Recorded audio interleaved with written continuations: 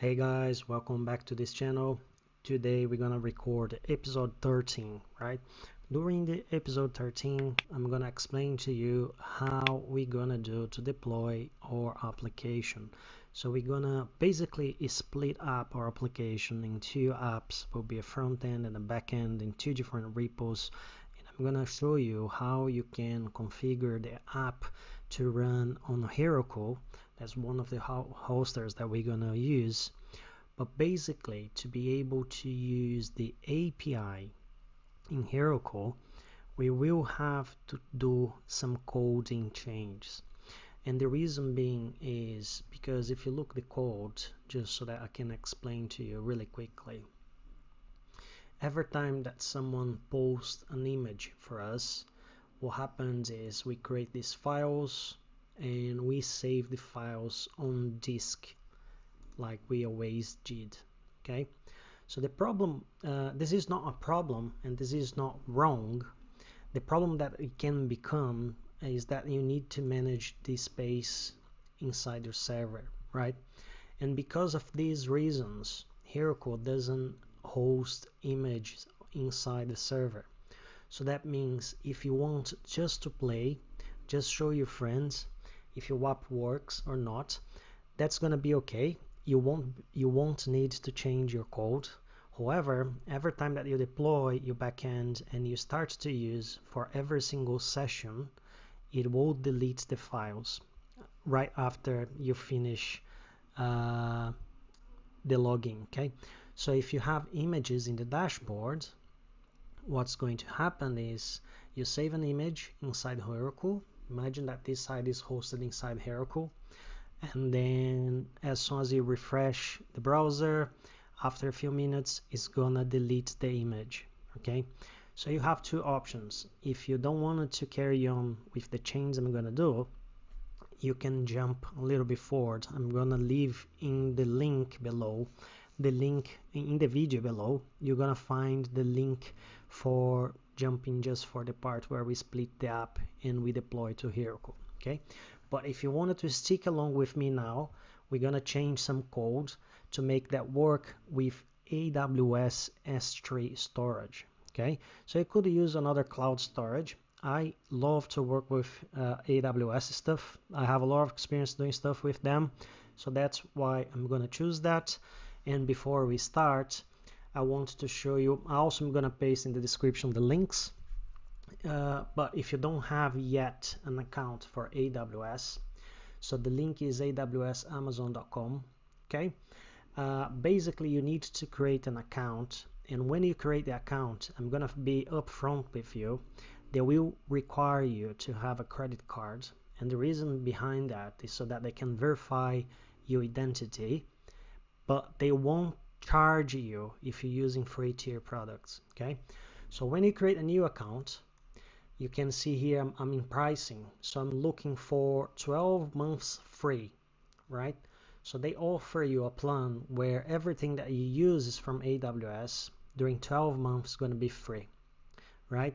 And then if you look the product categories and you select storage, basically you're going to see Amazon S3 5 GB of standard storage free. What does that mean? That does mean that if you use less than 5 GB during 12 months, they won't charge you, right? Because you're using under the free tier. Okay, so that's the thing to keep in mind.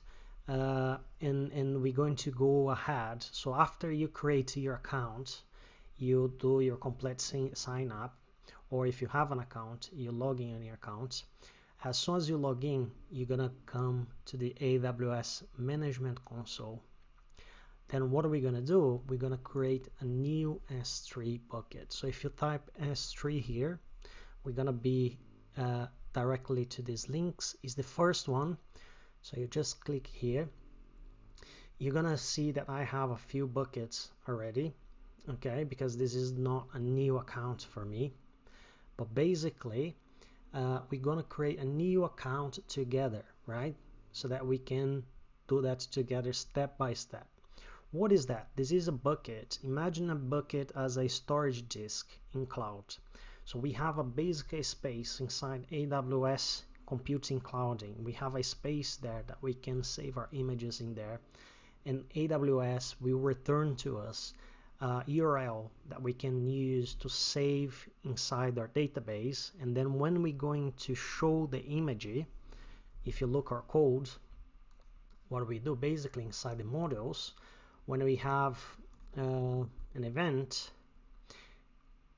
we basically create a thumbnail URL that we return for the localhost files in the thumbnail.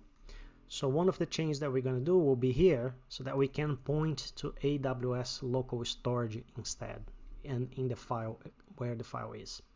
So in order to create a new bucket, it's very simple. You just need to create a bucket here. The name needs to be unique in the whole AWS. So of course the name that I'm going to type here, it's not going to work for you, so you can try new names, but it doesn't matter what you call this. Basically we need to save the name.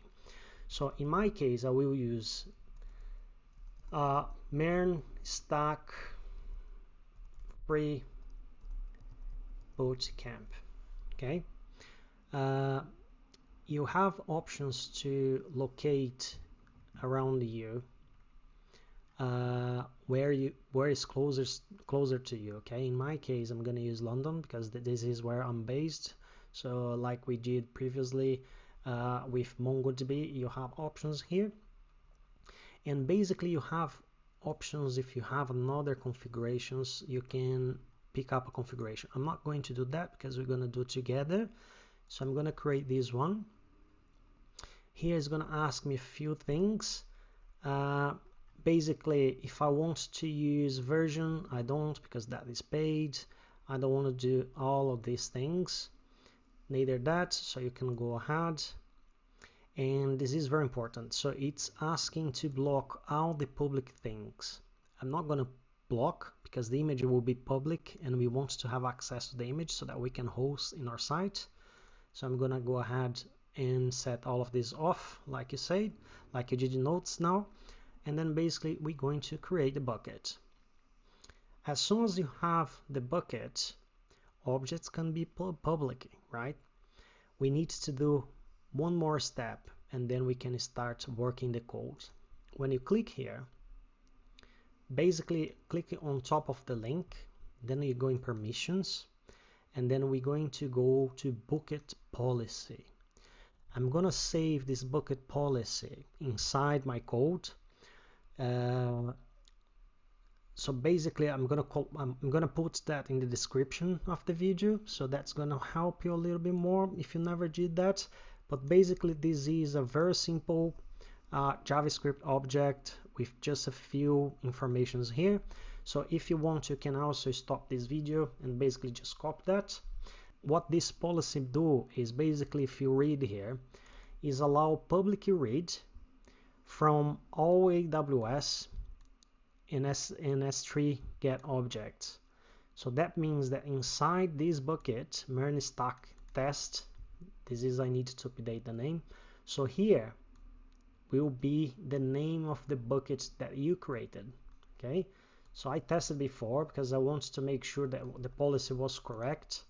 So I'm gonna now Ctrl and paste. I'm gonna paste the correct name, and you can see the name here. That's very important. Okay, so don't forget to update the bucket name, because this is the resource, this is the address of your bucket in the whole AWS. And basically this means everything that is inside the folder inside this bucket. So when you save that, you will note something. This bucket has public access. It becomes orange, and that's how you know that this is working. Okay, so the second thing you need to do is basically you can go in services, and then you need to click in IAM. This is how you manage access for users. Okay, so I'm going to create a new user because of course I don't want to expose my credentials. So I will create a temporary user that I will be using just during this tutorial to show you how you can do it. And basically after that, you will need to create, I will delete it, but basically you need to create your own user because mine is not going to work for you, okay? So let's create a new user. If you go in user, you will see that I have a few users here. So I'm gonna add a new user, okay? In this case, I'm gonna type MERN Bootcamp test. This is going to be the name of my user. Here is very important that we don't want to give access to management. We just want to have pragmatic access. And when you go here for the policies, we have a few things here, right? If you look for S3, we can attach existing policy directly. So this is all the ready policies for AWS. So if you do S3, you have Amazon S3 full access, okay? And this provides full access to all buckets via AWS Management Console. So I'm gonna select that because this user needs to have S3 access, okay? So in that case, if something goes wrong, no one can like create new services or do other things for you. So if you do here, next tag, this is you can leave empty or if you can add the tags if you want. And then we're going to review. Here we're going to review. That's going to be the username. So I'm going to save that on my another screen because we're going to need that. And I will create the user. Now it's very important, okay? We need to keep track of these both things, access key and secret. This is how we're going to access the bucket. So I'm going to copy and paste to keep track of that. And like I said, you need to create your own because I'm going to delete this user as soon as I finish to record this video. So of course, my user won't work for you, okay? Once you have your user, your credentials, you save as a access key and secret access key. Now we are ready to start to type the code, okay? So basically, let's go for the code. So we are using an abstraction here to handle the files, and that's very good because the way we build this API now is very easy to convert to support AWS S3. Okay, so if you go to API in the routes, you will see that we have here, you will see that we have the uploads and we are passing this middleware here. We're gonna keep with the middleware, but we're gonna change the middleware, okay?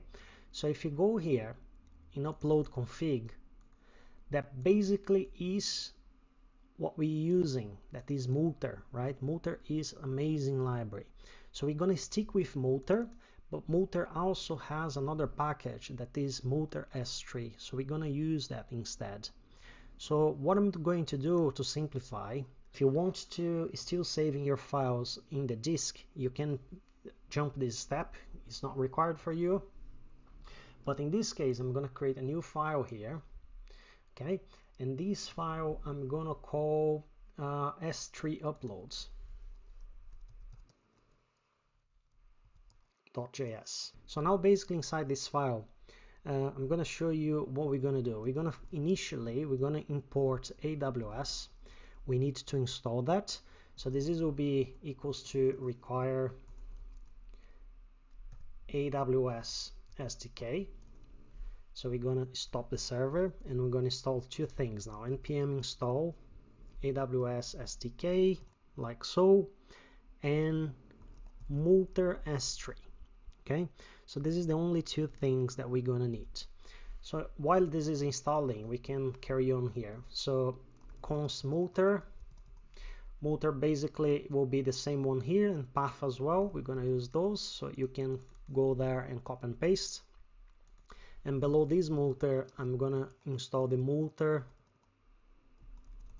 S3 like so with the capital S. Okay, so require Multer S3. What Multer S3 does, it does a similar job. Instead of saving the disk, that's going to help you to save inside the bucket, the AWS bucket. Okay, so the first thing that we need to do now with the SDK is define our bucket, okay? And pay attention right now, because like we're gonna do a few things here that is crucial so that this works for you. New, so this will be the S3, this is the bucket, so it will be a new AWS S3, and here we can pass some configurations, and that's the important part, okay? So like we did with MongoDB, if you go to the server, you can see that when we connect, we're passing something coming from the process.env. We're going to use similar approach, okay? So that's basically what we're going to do. So here you see that we're importing .env already. So that means that every single environment will be saved inside that file. So what we're going to do right now is basically define what we need to pass here, and then we're going to add a few things in the environment here, and then we can carry on. So right now we're going to specify the access key ID, okay, that's the ID of the user, and we're going to specify the secret access key. This is the secret. That's both strings that we copied. And there's a detail here, okay? This is if you're releasing an app to the internet, you need to make sure you don't leave that on your code hard-coded like so. You can save here, however, you need to have a private repo on GitHub, otherwise people will be able to see your key and they will be able to steal from you these details. And doing that, they will be able to hack your account. So that's very important that you keep that in mind. So if you look my env, I can show you that inside my git ignore, I have my env there. So like everything that I have inside the env never gets to the GitHub, and that's very important, okay? So if you don't know what git ignore does ignore the files that go to the GitHub. So basically you can add a .env here, and you won't copy this file from your project to the GitHub, and that's how I do it. So my secret now I'm gonna show you, but I'm gonna delete because this is the last episode. So basically we're gonna create two things now. So this is my secret from MongoDB, like we did for the first episode. Right below this one, what we want to do basically is get the access key ID. Okay, so but I'm gonna capitalize that, so I want access key ID like so, and the second one will be secret access key. So this will be here, and this will be, I'm gonna paste so that I can see how I'm gonna type secret access key. Okay, so this is the both things that I just saved right now. So from my user, I have here the ID, and I also have the key here. Okay, so we're gonna save that, and now like we did for the MongoDB, I'm gonna show you again. We're going to use process.env, okay, and then basically we can consume that by those names. So if you go here we want process.env without the strings, and you can copy the name from there. This will be the key ID, okay, like so. Now we can copy the secret key from here like so, and we can do the same here. Process.env secret like so. Okay, now it's important that you understand something, okay? So if you go in the server again for the last time, you will note something. on port, we have process env.port. That means if you have an environment variable called port, you use it, otherwise will be 8000. Okay, and that's important because our services is going to rely on this port that will be passed to us through Heroku. So it's not us that are going to define which port our app's going to run, is the server. In the same thing, if you notice here, before we import env.nodeenv, we check against the production. And we only import that for test and for development. So then you ask me, okay, Jean, so if I understand correct this code, that means that in production or inside Heroku, we won't have access to MongoDB secret, neither to access ID, and neither to secret access key. And you are correct. What we're going to do, we're going to copy and paste this inside the server. I'm going to help you to set up that when we get to that point. So then you're going to have environment variables inside your server that no one's have access and they don't have a way to steal from you. Okay, so that's how you keep it safe. So don't upload your environment variable to the GitHub, because people can find this file, they can steal these credentials, and they can start saving things on your MongoDB. They can start to do things that's going to charge you later on. Let's go back. Now that we have our S3 handled, we can start building our middleware. Okay, so this will be very simple code. So we're going to do a module.export. This will be a multer. So we're going to expose multer here again, like we did previously. And for here, we have a storage option. And then we're going to wrap everything in a multer S3. Okay, so this is very important. And then you pass an object. Now that you have this object, this is going to ask you a few things. The first property that asks you is for the S3.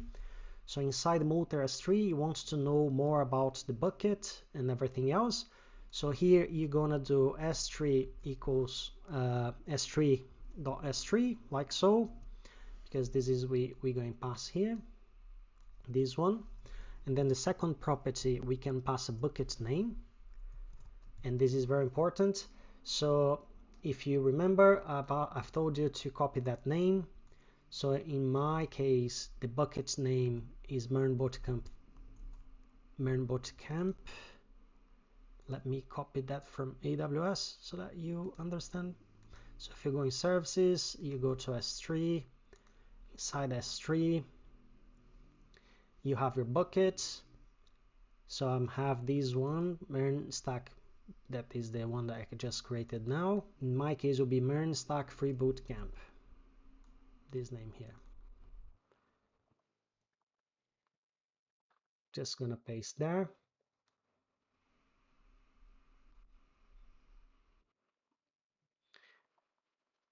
That was the one I tested before. And then there's a few things now that we need to pass. So the next property of this object will be a metadata. Basically, a metadata will take a function, and this will take request and a file and a callback. We're using callback function here. And basically what we want to do is return a callback with null because there's no error. And then we want to do a field name. Field name will be equals to file.field name. Okay. So basically what we're doing, we're grabbing the name of the file and using as a metadata. The next important thing is the key. But instead of file name is a key, the name, because now we're talking about the key inside the S3 storage. Okay, so it will take a function here. This function will take a rec, a file, and a callback, like so. And then we can create the extension.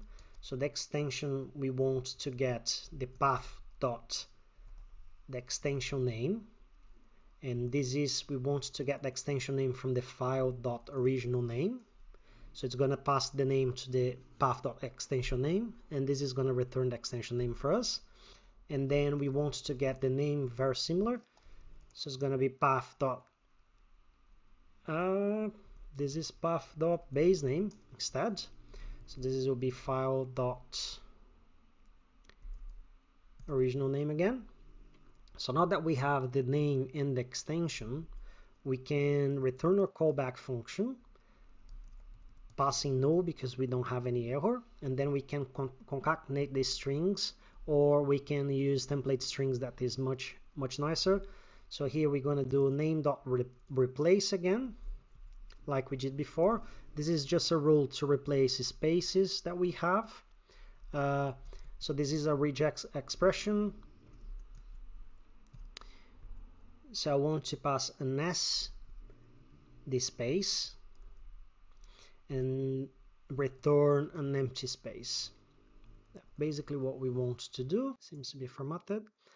Now we want to add here another thing. I'm gonna do JavaScript date object dot now, and this is going to append. Imagine that you have the file name, but perhaps you upload another image that by coincidence has the same name. So I want to add a date.now here, so that you're gonna have a number string besides that.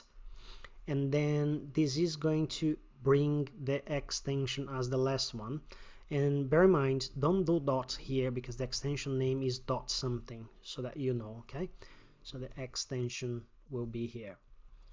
So this will be date.now extension, and that should be alright. And that's all. What is it really? We just need this code. Okay, it's very simple. We're just doing a minimal check here, returning callback. This is will work with AWS stuff, and will return to us the name of the file. So the next thing that we need to change will be in server again, in routes. So the next thing that we need to do is go now in routes, and then here in routes, basically we have routes and upload. This upload, basically you can comment out or delete. I'm going to delete that. We're not going to use that anymore in this particular case. And then I will do upload to S3 equal require. Let's import that file that middleware that we just wrote now. That will be config S3 upload, like so. And then the only thing that we need to do now is get this one and change it here. So if you type here, besides that,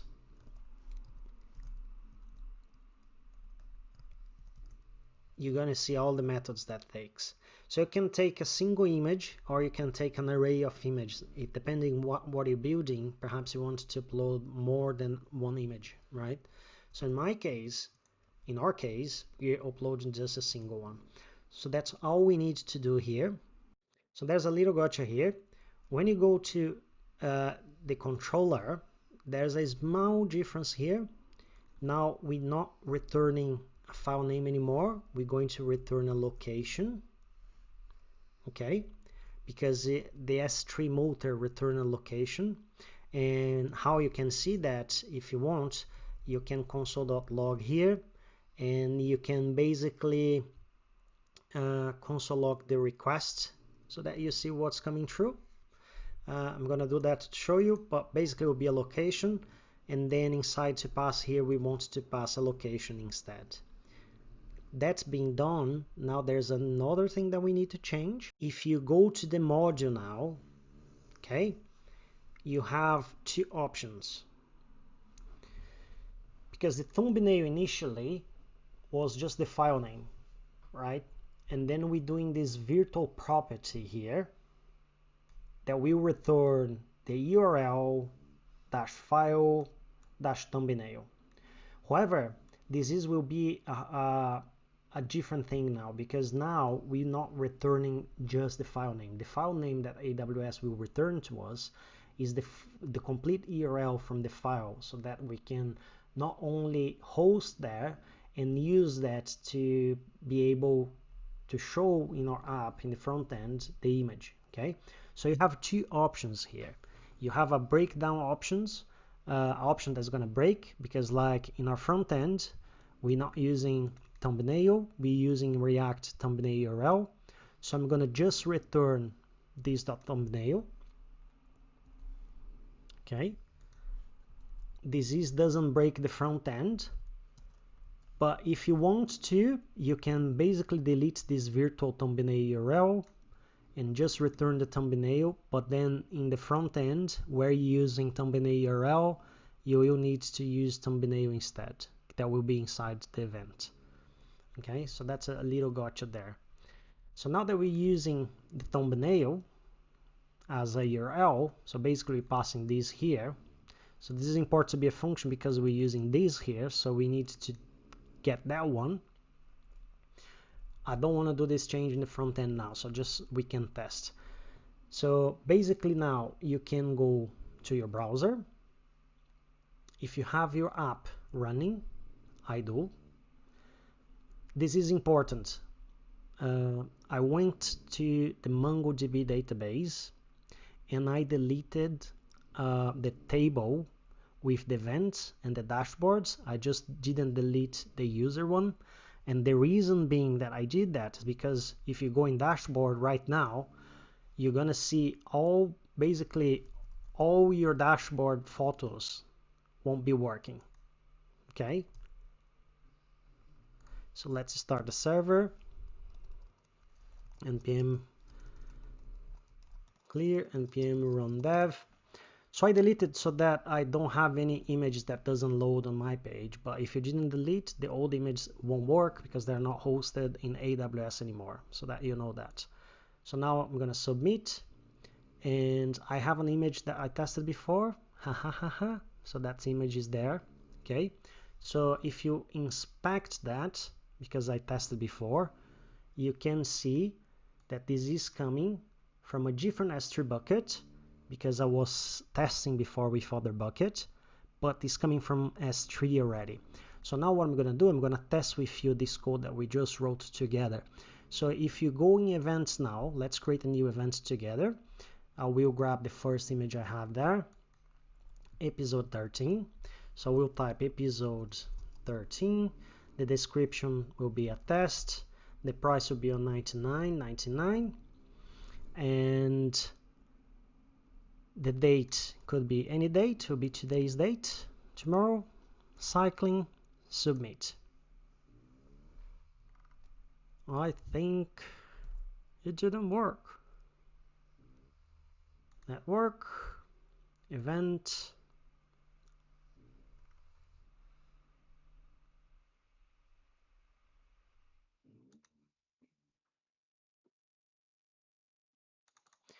no such bucket. Bucket does not exist. So I think I'm using a wrong bucket name. Let me double check what I'm sending as a bucket name again. So let's go here. If you go, in my case, in your case probably worked, honestly. So I'm using MERN Bootcamp, MERN Stack free bootcamp. Oh no! So this doesn't exist. I copied the entire thing. This was wrong. This is on me. So it's MERN Stack free bootcamp, MERN Stack free bootcamp. I copied and pasted. I badly pasted that. So that's why. So now we can try that again. If you go back to the front end, submit again, it will send an event. No content. Yeah, the event was created. There we go. It was a little bit slow because my internet's not being great today, guys, so I'm sorry for that. But basically it did fire, it created the event. Now if you inspect that event, you can see that indeed is inside MERN Stack free bootcamp. That is the one that we created together. And the file name ends by 603, correct? So we can go now to AWS. This is the bucket. So if you refresh here, there you go, 603.